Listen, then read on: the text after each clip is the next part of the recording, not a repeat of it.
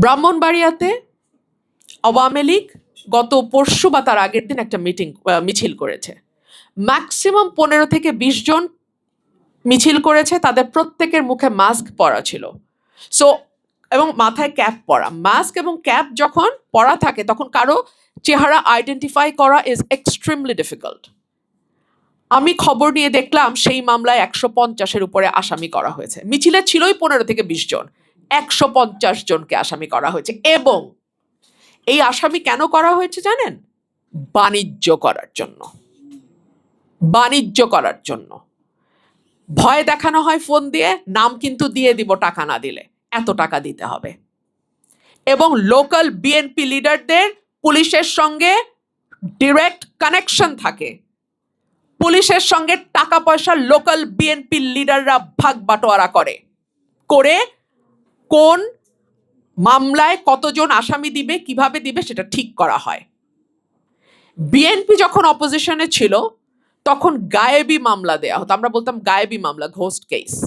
ঘটনা ঘটে নাই, আসামি যাকে করা হয়েছে সে উপস্থিত নাই, কিন্তু তার বিরুদ্ধে মামলা হয়ে গেছে। তারই ধারাবাহিকতা যদি এখনো চলতে থাকে তাহলে আর এই অভ্যুত্থানেরই বা দরকার কি ছিল?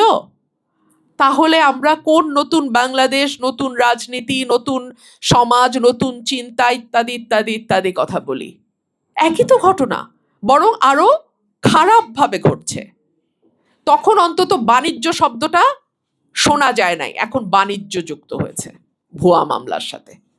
সো এই যখন আমাদের মানবাধিকারের পরিস্থিতি, তখন এরকম একটি সংগঠন, এবং আমি আশা করব এবং আমি অনুরোধ করব আমার সহকর্মী এবং আমার বন্ধু ব্যারিস্টার শামীম হায়দার পাটোয়ারিকে যে কোনোভাবেই এই সংগঠনটিকে আপনি পলিটিক্যাল হতে দেবেন না।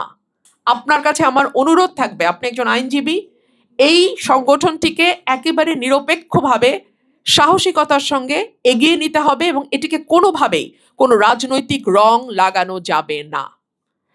সো আমি আর কি বলবো, আমার একজন ভাই বলছে